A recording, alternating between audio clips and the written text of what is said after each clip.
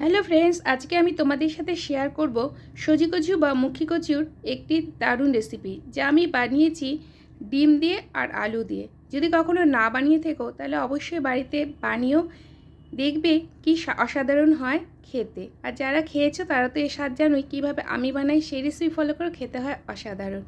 এখানে আমি নিয়েছি মুখী কচু, আলু আর ডিম, সবগুলোকে সেদ্ধ করে খোসা ছাড়িয়ে নিয়েছি। সেদ্ধর সময় কিন্তু সামান্য নুন দিয়েছিলাম, ডিমটা আলাদা সেদ্ধ করেছি, কচু আর আলু একসাথে প্রেশারে 2 হুইসেল দিয়ে বা 2 সিটি দিয়ে সেদ্ধ করে নিয়েছি। এখানে একটা প্যানের মধ্যে দিয়ে দিলাম সর্ষের তেল, তোমরা চাইলে রিফাইন অয়েলও করতে পারো। এরপর এর মধ্যে দিয়ে দিচ্ছি হলুদ নুন মাখিয়ে রাখা ডিমগুলোকে এবার হালকা করে ভেজে নেব। ডিম যেভাবে ভাজে ঠিক সেভাবে ভাজতে হবে, এই জন্য আলাদা করে আর কিছুই বললাম না। ডিমের গায়ে চিড় ধরে কেটে নিয়েছি, চিড় করে দিলে ডিমটা ফেটে আসে না, আর রসগুলো বা ঝোলগুলো ভেতরে ঢুকে যায়। ব্যাস, ডিম ভাজা হয়ে গেছে, তুলে নিলাম। এবার এতে দিয়ে দিচ্ছি আলু আর কচু। যেহেতু আলু আর কচুগুলো সেদ্ধ করা আছে তাই বেশি ভাজার দরকার নেই, কিন্তু সামান্য নুন আর হলুদ দিয়ে এগুলোকে খুব ভালো করে প্রায় মিনিট 2 মতো সাঁতলে নেব। এভাবে যদি সাঁতলে নাও তাহলে প্রত্যেকটা আলু আর কচুর গায়ে নুন ঢুকে যায় আর খেতে খুবই ভালো লাগে। আর তোমরা যদি কখনো এবার আলাদা করে না সাঁতলে থাকো তাহলে অবশ্যই এবার সাঁতলে করো, দেখবে খেতে হয় খুবই ভালো। এভাবে প্রায় 2 মিনিট মিডিয়াম ফ্লেমে কচু আর আলুগুলোকে সাঁতলে নিলাম। আবারও বলছি, খুব ভাজার দরকার নেই, এগুলোকে সাধারণত 2 মিনিট মতো সাঁতলে নিলেই চলবে। ব্যাস, আলু আর কচুগুলো সাঁতলানো হয়ে গেলে এগুলোকে তুলে নেব। আমি যেভাবে রান্না করছি স্টেপ বাই স্টেপ ফলো করে দেখবে খেতে হয় খুবই ভালো। এখানে আমি নিয়ে নিয়েছি আর সামান্য পরিমাণ সর্ষের তেল। এবার এতে দিয়ে দিলাম একটা তেজপাতা আর গোটা জিরে। কয়েক সেকেন্ড ভেজে নিয়ে এর মধ্যে দিয়ে দেব পেঁয়াজ কুচি। এখানে একটা বড় সাইজের পেঁয়াজকে ছোট ছোট টুকরো করে কেটে নিয়েছি।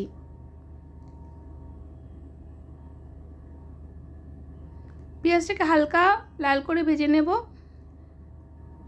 এবার এতে দিয়েছি সামান্য পরিমাণে চিনি দিলে টেস্টটা বেশি ভালো হয়। তোমরা যদি চিনি পছন্দ না করো না দিলেও চলবে, আর চিনি দিলে কিন্তু ঠিক এই অবস্থাতেই চিনি দেবে, তাহলে কালারটাও ভালো আসবে।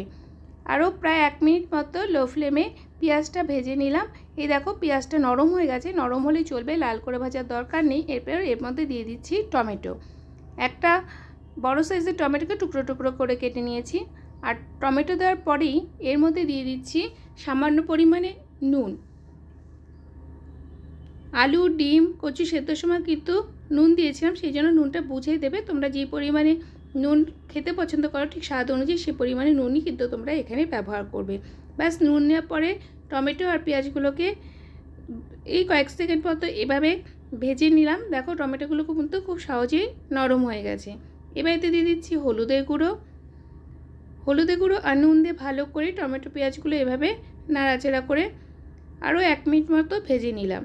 গ্যাসের ফ্লেম কিন্তু লোতে রাখা আছে। এবার এতে দিয়ে দিচ্ছি মশলা। এখানে আমি নিয়ে নিয়েছি 2টো রসুন আর লঙ্কা, এছাড়াও দিয়েছি জিরে। রসুন লঙ্কা জিরে পেস্টটা এবার এভাবে কষিয়ে নিতে হবে। আবার একটু সামান্য জল দিয়ে ভালো করে মশলাটা কষিয়ে নেব। কয়েক সেকেন্ড এভাবে মশলা কষিয়ে নিয়ে এরপরে একটা ঢাকনি দিয়ে দেব আর মিনিট 2 মতো মশলাটা লো ফ্লেমে কষিয়ে নেব। ফিরে আসছি 2 মিনিট পর। দেখো বন্ধুরা, মশলাটা কিন্তু খুব ভালো করে কষানো হয়ে গেছে, মশলা থেকে কাঁচা গন্ধ বেরিয়ে গেছে। আবারও খুব ভালো করে একবার এভাবে নাড়াচাড়া করে দেখে নিয়ে এর মধ্যে দিয়ে দিচ্ছি সেদ্ধ করে ভেজে রাখা আলু আর কচুগুলোকে কিন্তু 2 সিটির বেশি সিটি দিয়ে সেদ্ধ করবে না। যদি তোমরা প্রেশার করে থাকো তাহলে গলে যাবে, একদমই ভালো লাগবে না। আমি এখানে 2 সিটিতে কচুগুলোকে সেদ্ধ করে নিয়েছি। দেখো কচুগুলো কিন্তু একদমই গলে যায়নি।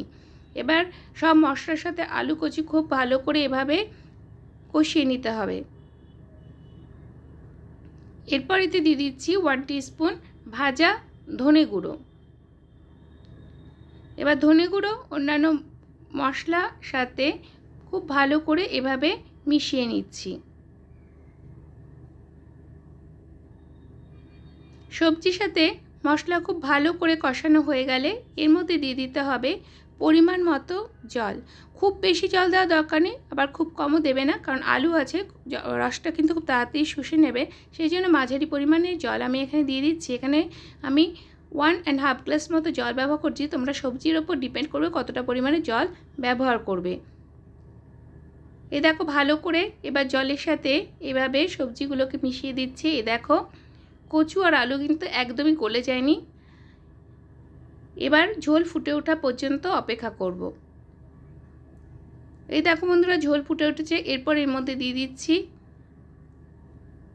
সেদ্ধ করে ভেজে রাখা ডিমগুলোকে। ডিমও অন্যান্য সবজি আর ঝোলের সাথে খুব ভালোভাবে এইভাবে মিশিয়ে নেব।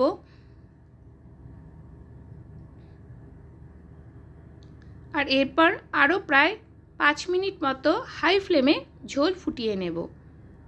তারপর এতে দিয়ে দিচ্ছি হাফ টিস্পুন গরম মশলার গুঁড়ো আর দিয়ে দিলাম কসুরি মেথি। গরম মশলার গুঁড়ো আর কসুরি মেথিটা দেওয়ার চেষ্টা করবে, তাহলে গন্ধটা খুবই সুন্দর হয় আর খেতে তো খুব ভালো হয়ই। এভাবে গুঁড়ো মশলা, গরম মশলা আর কসুরি মেথি খুব ভালো করে ঝোলের সাথে মিশিয়ে 2 মিনিট মতো ঝোল ফুটিয়ে নেব। আর তারপর গ্যাসের ফ্লেম বন্ধ করে দেব। দেখো বন্ধুরা, তৈরি হয়ে গেল ইয়ামি সজি বা মুখকচুর রেসিপি, যেটা আমি বানিয়েছি ডিম দিয়ে।